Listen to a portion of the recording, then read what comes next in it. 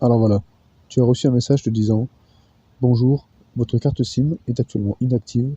Pour pouvoir l'utiliser, vous devez confirmer vos données personnelles sur le portail des services publics russes gosuslugi.ru.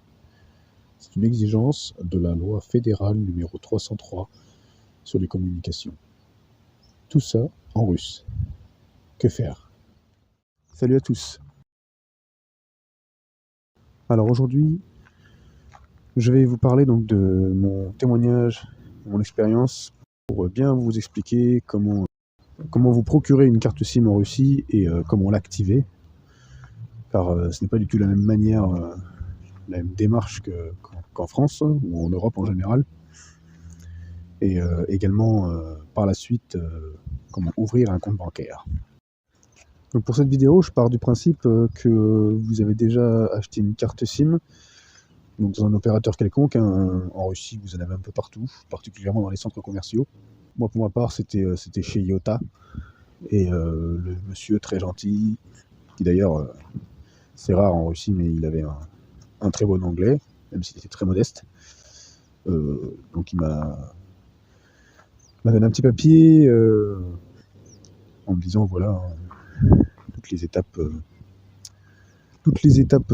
à faire pour activer la carte SIM, car elle n'est pas activée par défaut. Et depuis les opérations en Ukraine, la manière de faire a changé. C'est un peu plus difficile, en tout cas en 2025. Puis moi là, je vais te lister donc les 5 étapes. Parce que bon, tu verras dans le message que tu vas recevoir, on te dira qu'il n'y a que 4 étapes, en tout cas chez Utah c'est comme ça. Moi c'est ce que j'ai reçu, mais en fait compte, il y en a plutôt 5. Donc voilà, là je vais te les détailler pour t'épargner toutes les erreurs que moi j'ai pu faire. Allez, c'est parti. Ok, donc première étape, donc il faut faire la traduction notariée de ton passeport. Donc en russe, hein, c'est passport Peredov. Ça c'est auprès d'un notaire. Vous demandez dans ce qu'on appelle un MOI document, c'est mon document, si je ne me trompe pas en russe, ou directement auprès de votre opérateur, s'il sait où il y en a un dans la ville où vous êtes. Pour ma part, c'est dans un immeuble de 9 étages, où se mélangent des appartements et des entreprises en tout genre, comme j'ai pu le voir dans les pays de l'Est, ou en particulier en Grèce. Au niveau 1, ou ce qu'on appelle plutôt le rez-de-chaussée en Russie, ou dans les pays du Nord en général, tout était indiqué en fait sur un tableau. Donc il y avait à chaque fois, ça indiquait quelle entreprise et à quel étage. Sauf que moi j'arrivais pas à trouver, j'étais pas sûr, et en plus de ça l'ascenseur ne fonctionnait pas. Donc en cherchant un peu, en suivant une dame, en montant les escaliers, la dame voyant que je galérais, eh ben, elle m'a aidé et suite à une petite conversation avec le peu de russe que je connais, elle a fini par me dire Passport Peredov, avec point d'interrogation. Voilà. Puis finalement, elle m'a dit en gros, c'est au 6e, quoi. Sestio. En russe, Chestio.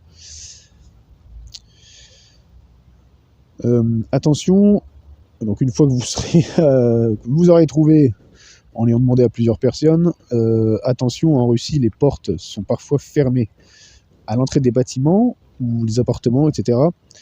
C'est tout à fait normal, hein, c'est la culture nordique, je pense, qui veut ça, c'est par rapport au froid durant l'hiver. En général, vous frappez, on vous dit d'entrer, bon, si vous comprenez pas, enfin, c'est pas grave, vous frappez ou vous entrez, quoi, ce n'est pas impoli. Et donc pour le passeport Peredov, hein, donc la traduction du passeport notarié, là, ça m'a pris quoi? Ça m'a pris 5 minutes. Hein, le bon monsieur, très sympa, il me dit en anglais russe, ça fera 1900 roubles, en gros 19 € en 2025. Voilà, revenez dans 2 heures, revenez à telle heure, et vous payerez après. Okay. Donc quand vous revenez, il vous donne un papier avec la copie de votre passeport. Vous savez, dans une espèce de poche plastifiée là. Et en dessous, en fait, vous avez une feuille. Je vous mettrai la capture. Hein. Vous avez une feuille.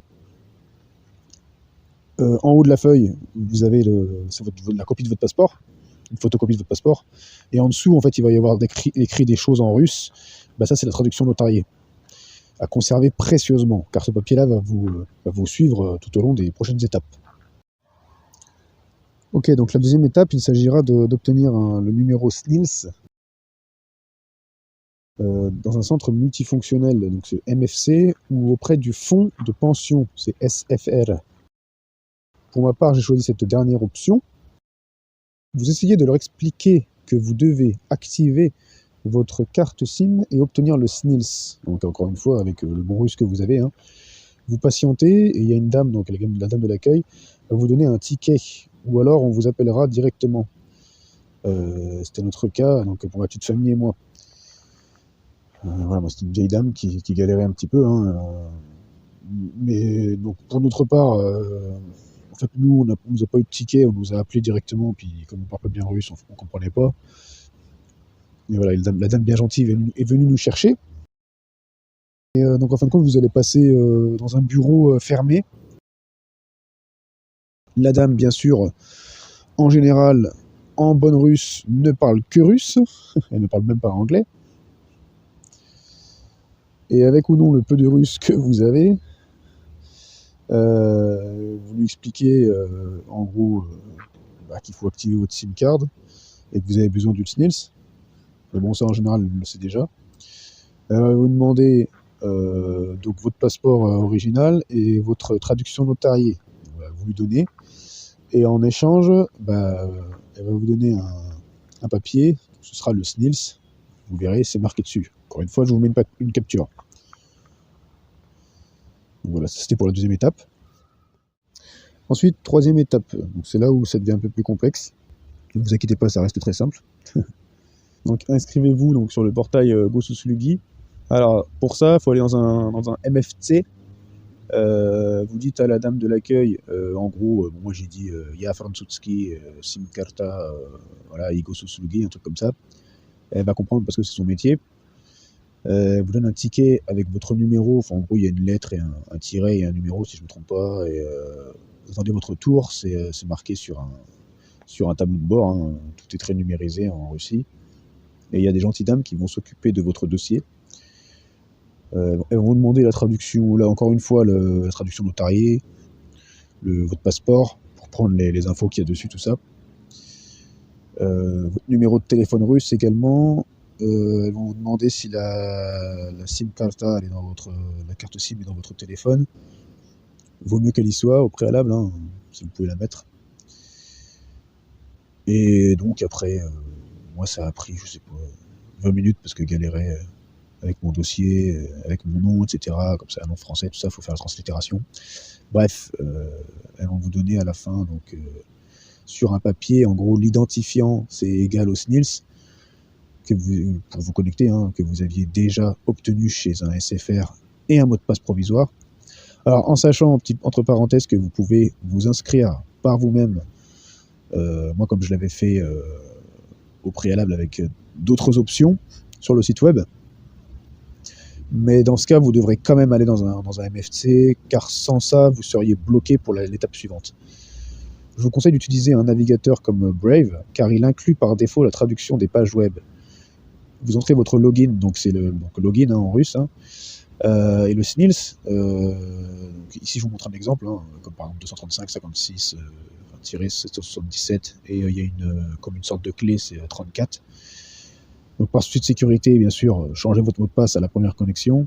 Et également, il faudra, sur le site, vous trouverez la section 1 pour enregistrer votre adresse email. Mais normalement, en général, les dames du MFC, elles l'auront fait avec vous, hein.